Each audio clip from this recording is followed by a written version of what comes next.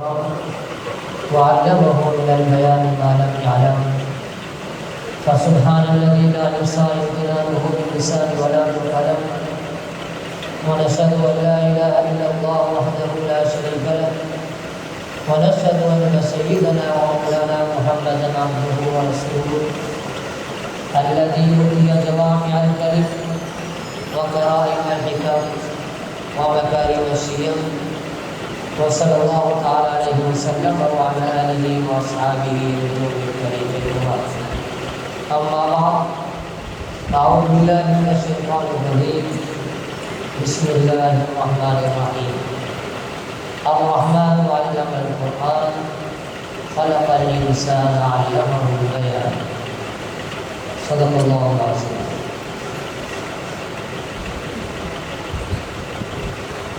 میرے نہایت عالم و احترام معزز اور محترم علماء کرام اور تراویح میں شریک ہونے والے باسعادت اور نیک وقت نمازی حضرات، میں آپ حضرات کی محفل میں بیٹھ کر اپنی نجات کی توقع رکھتا ہوں، اور آپ جس بابرکت تقریب کا حصہ ہے، آپ کی دعوت پر ہماری شمولیت ہمارا اعزاز ہے اور ہمارے لیے فخر کی بات ہے۔ میرے دوستو، قرآن مجید ہماری ایک مقدس اور عظیم ترین کتاب ہے۔ قرآن مجید کے حوالے سے ہمیں ضروری معلومات ہونی چاہیے۔ یہ عام کتابوں کی طرح کتاب نہیں ہے، یہ کوئی عام بک نہیں ہے جو گھر میں رکھی جائے اور صرف پڑھنے کے سال میں پڑھا جائے اور پھر آئندہ اس کو ہمیشہ کے لیے بند کر کے رکھ دیا جائے۔ آپ کے علم میں ہے کہ قرآن مجید لوح محفوظ سے آسمان دنیا پر یک بارگی اترا ہے، ایک ہی مرتبہ میں، اور پھر آسمان دنیا سے ہم تک 23 سال کے عرصے میں اترا ہے۔ مکہ المکرمہ میں قرآن مجید کا نزول شروع ہوا۔ ظاہر ہے اس وقت مکمل قرآن مجید نہیں اترا تھا۔ جب آپ مدینہ شریف ہجرت فرما رہے تھے تب تک قرآن مجید کی چند صورتیں اتری تھی اور قرآن مجید مکمل نہیں ہوا تھا، لیکن آپ قرآن مجید کی اہمیت کا اندازہ لگائیں۔ سید دو عالم صلی اللہ علیہ وسلم نے مکہ المکرمہ سے حضرت مصعب بن عمیر رضی اللہ تعالیٰ عنہ کو ایک مدرس کی حیثیت سے اور حفظ قرآن کے معلم کی حیثیت سے آپ نے مکہ المکرمہ سے مدینہ منورہ روانہ فرمایا۔ مدینہ منورہ میں جا کر انہوں نے ایک مقام میں قرآن مجید کی تعلیم دینا شروع کی۔ وہ قرآن مجید کا پہلا مدرسہ تھا، اور ابھی تک آپ علیہ السلام نے مکہ مکرمہ سے مدینہ منورہ ہجرت نہیں فرمائی تھی، اور قرآن مجید کا مدرسہ مدینہ منورہ میں قائم ہو چکا تھا۔ اس کے استاد، معلم، معتمر، منتظم حضرت مصعب بن عمیر رضی اللہ تعالی عنہ تھے۔ جب آپ نے وہاں درسگاہ قائم کی، وہاں کے مشرکین نے مخالفت کی، منافقین مقابلے میں آئے، یہودیوں نے سوالات اٹھائے، عیسائیوں نے کام کیا، یہودیوں کا بہت بڑا مدرسہ خیبر میں بیت المدارس کے نام سے کام کر رہا تھا، اور اس وقت کے عیسائی بھی بہت اپنے بڑے بڑے عالم علم رکھتے تھے، اور جب قرآن مجید کا مدرسہ کھلا مدینہ منورہ میں، جن لوگوں نے مخالفت کی ان میں منافقین، مشرکین، یہود اور نصارہ یہ پیش تھے، مگر حضرت مصعب بن عمیر رضی اللہ تعالیٰ عنہ نے خندہ پیشانی کے ساتھ، پیار محبت کے ساتھ سب کو اعتماد میں لیا، اور قرآن مجید کی یہ درسگاہ دارالقرآن کے نام سے اس کا آغاز ہوا اور اس نے کام کرنا شروع کیا۔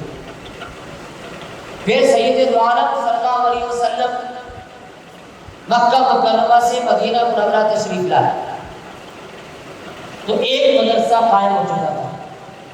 جب آپ علیہ السلام مدینہ منورہ تشریف لائے، آپ نے قباء میں قیام فرمایا، پھر اس کے بعد بنو سلمہ میں جہاں مسجد جمعہ وہاں قیام فرمایا، اور پھر آپ مستقل قیام کے ارادے سے وہاں تشریف لے گئے جہاں حضرت ابو ایوب انصاری رضی اللہ تعالیٰ عنہ کا گھر تھا، وہاں پر آپ نے قیام فرمایا، اور سب سے پہلے جو فکر فرمائی وہ مسجد کی بنیاد کی فکر تھی۔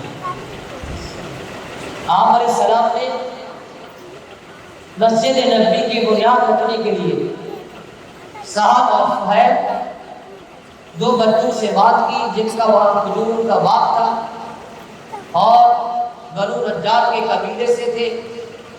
آپ علیہ السلام نے کھجوروں کا یہ باغ اور یہ پلاٹ جہاں آج مسجد نبوی موجود ہے ان سے خریدنے کی بات کی۔ ان لوگوں نے کہا ہم فی سبیل اللہ یہ مسجد کے لیے دیں گے، مگر آپ علیہ السلام نے فرمایا اما بغیر ثمن فلا، ہم بغیر قیمت کے نہیں لیں گے، ہم یہ جگہ خریدیں گے۔ تو مسجد نبوی کی یہ جگہ خریدنے کے لیے آپ علیہ السلام کی جیب میں تو پیسہ نہیں تھا، مگر وہی دوست کام آیا جو ہر مشکل میں کام آتا تھا۔ حضرت ابو بکر صدیق رضی اللہ تعالیٰ عنہ نے اپنی تمام جمع پونجی جو ان کی جیب میں موجود تھی آپ کی خدمت میں پیش کی، اور ابو بکر صدیق نے مسجد نبوی کا پلاٹ خریدا جہاں آج مسجد نبوی موجود ہے۔ کھجوروں کے تنے تھے اور کچھ مشرکین کی پرانی قبریں تھیں، پرانی قبروں کو ختم کر دیا گیا، زمین برابر کر دی گئی، اور کھجوروں کے تنے تھے۔ طے یہ ہوا کہ چونکہ تنے لائن سے ہے لہذا کھجوروں کو بنیاد سے نہ اکھاڑا جائے بلکہ اوپر سے ان کو کاٹ دیا جائے، ان کے سر کاٹ دیے جائے۔ تو کھجوروں کے سر کاٹ دیے گئے تو خود بخود سمجھ لیں کہ مسجد نبوی کے پلر تیار ہو گئے۔ کھجوروں کے تنے وہی مسجد نبوی کے پلر کا کام کر رہے تھے، اور جو ان کے سر کاٹے تھے ان کو الگ سے بنا کے ان کے پتوں سے مسجد نبوی کی چھت تیار کی گئی، اور وہی کھجور کے پتے مسجد نبوی کی چھت کے کام آئے، اور جو پہلی باؤنڈری دی گئی تھی وہ کھجور کے پتوں سے دی گئی تھی۔ آپ علیہ السلام نے مسجد نبوی کے قیام کے بعد جو سب سے پہلا کام کیا کہ مسجد نبوی کے کسی کونے میں مدرسے کا آغاز کیا۔ آپ علیہ السلام نے مسجد نبوی کے شمالی حصے میں ایک چبوترا نما جگہ بنائی، اور اس کے اوپر کھجور کی شاخوں سے چھت بنائی جس کو صفہ کا نام دیا گیا، اور صفہ چبوترے کو کہا جاتا ہے۔ آپ علیہ السلام نے یہ دوسرا مدرسہ مدینہ منورہ میں قائم فرمایا جس کو آپ مدرسہ اصحاب صفہ کا نام دے سکتے ہیں کہ یہ پہلا دوسرا مدرسہ تھا جو مسجد نبوی میں قائم ہوا، اور اس میں طلبہ کون تھے؟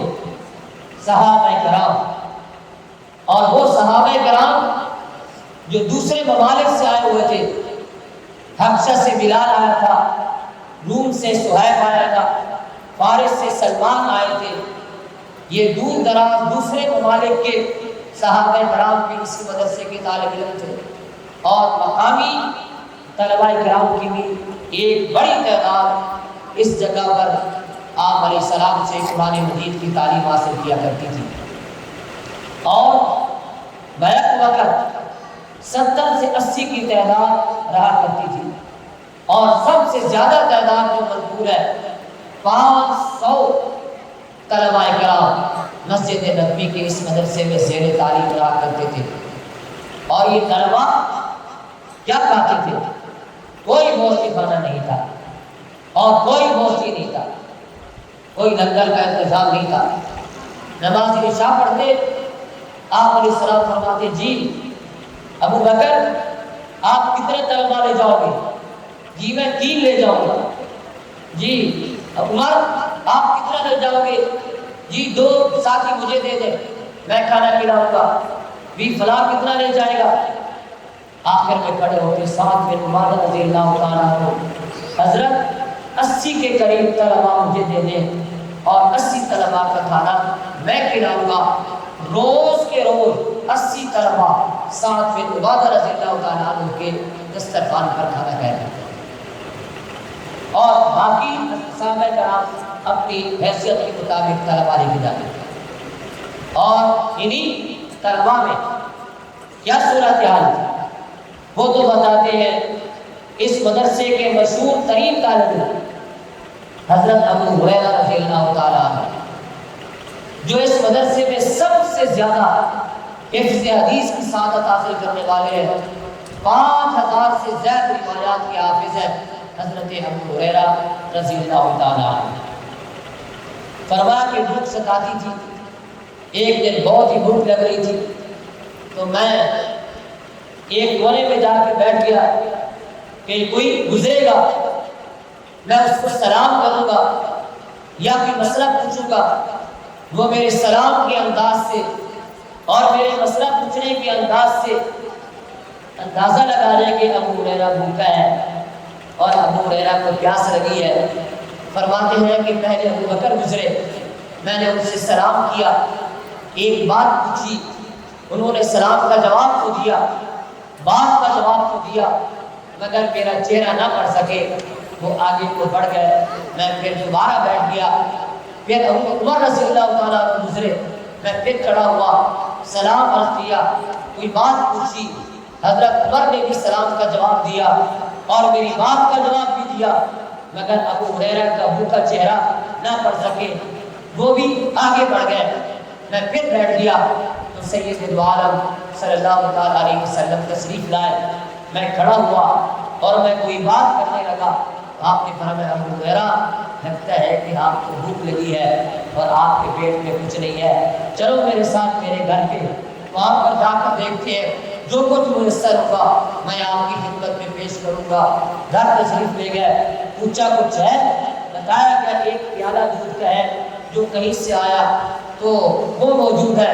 فرمایا لاؤ، ابو ہریرہ کو بھوک لگی ہے اور آج کھانے کا انتظام نہیں ہے، پیالہ لگایا۔ فرمایا ابو ہریرہ یہ پیالہ مجھے دے دو، آپ جاؤ مدرسہ اصحاب صفہ کے دوسرے بھی تمام طلباء کو بلا کے جاؤ، اور اس ایک پیالے سے تمام طلباء کی خدمت ہوگی اور سب کو دودھ پلایا جائے گا۔ ابو ہریرہ کہتے ہیں میں نے دل میں کہا دیکھو پیالہ ایک ہے، اور اگر انہوں نے پینا شروع کیا تو میرے لیے بچے گا نہیں، مگر اللہ کو العجب، اگر آپ کو حکم ہے تو مجھے جانا ہوگا۔ فرماتے میں گیا، تمام ساتھیوں کو بلا کے لایا، اور آپ علیہ السلام نے مجھے پیالہ پکڑایا اور فرمایا سب کو پلاؤ۔ اب میں نے سب کو پلانا شروع کیا، تمام ساتھیوں نے دودھ پی لیا، صرف 2 آدمی بچ گئے، میں اور میرے سردار سید عالم صلی اللہ علیہ وسلم۔ تو فرمایا ابو ہریرہ پہلے آپ پی لو اور آخر میں پیوں گا۔ تو میں نے بہت عرض کی حضرت آپ گوشت فرما لے، فرمایا نہیں۔ ابو ہریرہ فرماتے ہیں کہ میں نے دودھ پینا شروع کیا، میں نے کہا حضرت پی لیا، فرمایا اور پیو، میں نے پھر کہا میں سیر ہو گیا، فرمایا اور پیو، تیسری مرتبہ فرمایا اور پیو۔ میں جب سیر ہو گیا تو آپ علیہ السلام کی خدمت میں پیالہ پیش کیا تو جو بقیہ دودھ بچا ہوا تھا سید عالم صلی اللہ تعالیٰ علیہ وسلم نے فرمایا۔ یہ مدرسے کے ایک طالب علم کی تاجداری ہے حضرت ابو ہریرہ رضی اللہ تعالیٰ عنہ کی تقریباً ہر دوسرے طالب علم کی کہانی نہیں تھی، اور ہر دوسرا طالب علم اس طریقے سے تعلیم حاصل کر رہا تھا اور بہت مشکلات تھی۔ ایک موقع پہ ایسا ہوا کہ عشاء کا وقت ہوا، آپ علیہ السلام نے فرمایا جی ابو بکر کتنے ساتھی لے جاؤ گے؟ فرمایا تین ساتھی لے جاؤ، 3 کی گنجائش سے کہہ رہا ہوں۔ فرمایا ٹھیک ہے لے جاؤ، اور آپ علیہ السلام نے فرمایا 10 میں لے جاؤں گا، 10 میں لے جاؤں گا، 3 ابو بکر لے جائے گا، باقی ساتھی تقسیم کر لے۔ تو 3 ساتھی چلے گئے حضرت ابو بکر صدیق رضی اللہ تعالیٰ عنہ کے گھر، اور 10 ساتھی چلے گئے آپ علیہ السلام کے گھر۔ ابو بکر بھی آپ علیہ السلام کے ساتھ ہی نکل گئے کہ کھانا آپ کے ساتھ کھا لوں گا۔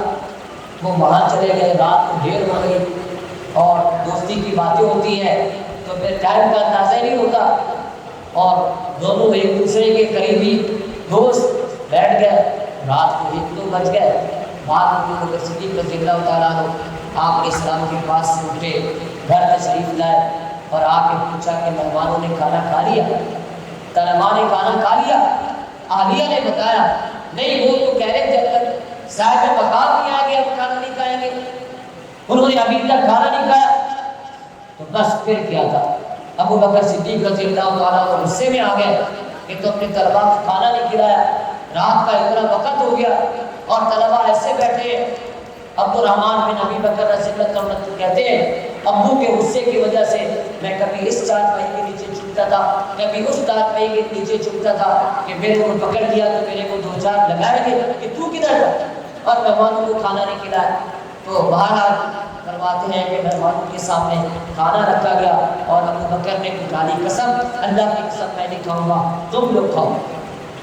انہوں نے کھانا کھایا اور جو کھانا بچ گیا تو پھر جو ہے ابو بکر صدیق رضی اللہ عنہ فرمایا کہ میں نے جو ہے نا جو قسم اٹھائی تھی میں نے صحیح قسم نہیں اٹھائی تھی اور میں اپنی قسم کو توڑتا ہوں۔ آپ نے کھانا کھایا، کھانا کھانے کے بعد بچ گیا۔ عالیہ نے کہا کہ ابو بکر یہ جو کھانا دیا تھا میں نے یہ تو اس سے 3 گنا بڑھ گیا ہے، کھانا تو کم بھی نہیں ہوا۔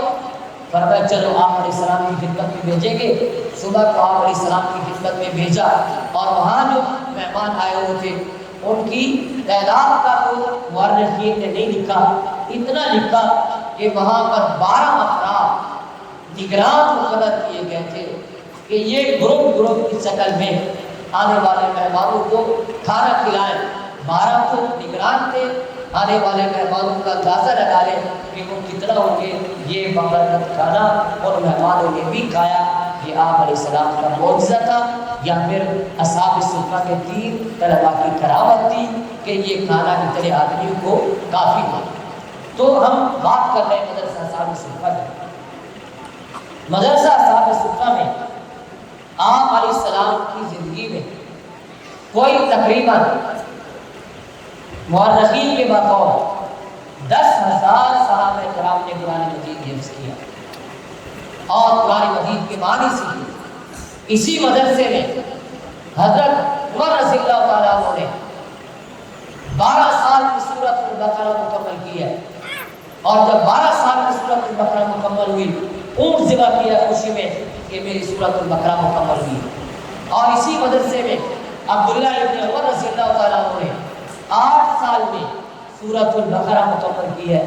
اور اسی مدرسے میں تمام دیگر طلباء یعنی جن میں بڑے قاری عبداللہ ابن مسعود، معاذ بن جبل، عبداللہ بن عباس، حضرت ابو درداء رضی اللہ تعالیٰ عنہ، حضرت ابو موسیٰ اشعری رضی اللہ تعالیٰ عنہ، ابی بن کعب رضی اللہ تعالیٰ عنہ، زید بن ثابت رضی اللہ تعالیٰ عنہ، یہ اس مدرسے کے بڑے بڑے علماء کرام ہیں اور بڑے بڑے علماء کرام ہیں جنہوں نے اس مدرسے سے پڑھا اور فیض حاصل کیا۔ ویر محملہ کے موقع پر 10 علماء کرام شہید ہوئے، اور پھر مسیلمہ کذاب کے مقابلے میں صحابہ کرام نے جنگ لڑی، اس میں حافظ ابن کثیر رحمۃ اللہ علیہ کے بقول 500 حفاظ کرام اور دوسرے مورخین کے بقول 700 علماء کرام نے مسیلمہ کے مقابلے میں جام شہادت نوش کیا۔ وہ سب کے سب قاری تھے اور سب کے سب حافظ تھے۔ تب فکر ہوئی، حضرت عمر رضی اللہ تعالیٰ عنہ کو فرمایا کہ اب تو قرآن مجید کے حفاظ کرام اس طریقے سے جا رہے ہیں، اب فکر کرو قرآن مجید کے سلسلے بڑھاؤ۔ تب آپ نے اس کام کو آگے بڑھانے کے لیے سب سے پہلا کام یہ تھا کہ قرآن مجید کو ایک جگہ پر جمع کیا جائے، جو کچھ پتھروں پہ تھا، کچھ جو ہے چمڑے پہ تھا، کچھ پتوں پہ تھا۔ ابو بکر صدیق رضی اللہ تعالیٰ عنہ کی قیادت میں، حضرت زید بن ثابت رضی اللہ تعالیٰ عنہ کی نگرانی میں قرآن مجید ایک مقام پر جمع کر لیا گیا، اور پھر حضرت عثمان رضی اللہ تعالیٰ عنہ کے زمانے میں قرآن مجید کو ایک لغت پر، لغت قریش پر جمع کر دیا گیا، اور عثمان رضی اللہ تعالیٰ عنہ نے خود قرآن مجید لکھوایا۔ اسی وجہ سے آج بھی جو قرآن مجید موجود ہے، اس کا جو خط ہے، ہم کہتے ہیں یہ خط عثمانی ہے۔ حضرت عثمان رضی اللہ تعالیٰ عنہ نے یہ لکھوایا، اور پھر مورخین کے بقول صحابہ کرام نے مسجد نبوی میں بیٹھ کر قرآن مجید کے 1,00,000 نسخے لکھے۔ آپ علیہ السلام یعنی صحابہ کرام کے زمانے میں 1,00,000 نسخے تیار ہوئے، جو دنیا کے مختلف ممالک میں بھیجے گئے، اور قرآن مجید اس محفوظ شکل میں مختلف ملکوں میں یہ اس زمانے میں بھیجا گیا، حضرت عثمان رضی اللہ تعالیٰ عنہ کے زمانے میں۔ اور پھر صحابہ کرام کی تشکیلات کی گئی، آپ فلاں علاقے میں جائیں گے، آپ فلاں علاقے میں جائیں گے۔ حضرت عبداللہ ابن مسعود رضی اللہ تعالیٰ عنہ کوفہ تشریف لے گئے، اور وہاں مورخین کے بقول 4,000 علماء کرام، قرائے کرام نے عبداللہ ابن مسعود کے مدرسے میں تعلیم حاصل کی، حضرت عبداللہ ابن مسعود رضی اللہ تعالیٰ عنہ۔ اور پھر کوفہ میں حضرت ابو موسیٰ اشعری رضی اللہ تعالیٰ عنہ کو بھیجا، ان کے مدرسے میں 500 علماء کرام بیک وقت قرآن مجید کی تعلیم حاصل کر رہے ہوتے تھے۔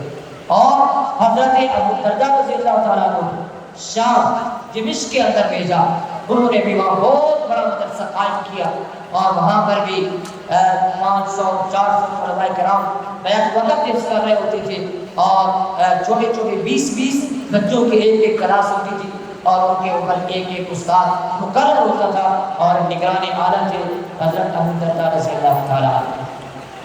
تو قرآن مجید کی تعلیمات کا یہ سلسلہ صحابہ کرام کے زمانے سے چلا، اور آج تک جو ہمارے اور آپ کے پاس قرآن مجید موجود ہے، یہ ان صحابہ کرام کی محنت، تابعین، تبع تابعین سے چلتے ہوئے ہمارے اور آپ کے آباء و اجداد اس قرآن مجید کی حفاظت کی ذمہ داری بخوبی نبھاتے رہے، تب ہمارے پاس یہ کتاب پہنچی ہے۔ آج اس کتاب کا تحفظ، اس کتاب کی حفاظت اور اس کتاب کو سنبھالنے کی ذمہ داری یہ میرے اور آپ کے کندھے پر ہے۔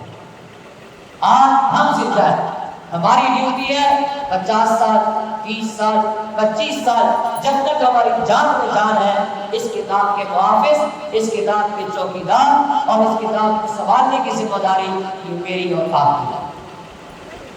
آج ہم اس کی حفاظت کے لیے، اور آج فکروں کا دور ہے، اور فکروں کے زمانے میں جس کتاب نے بچانا ہے وہ کتاب یہی ہے،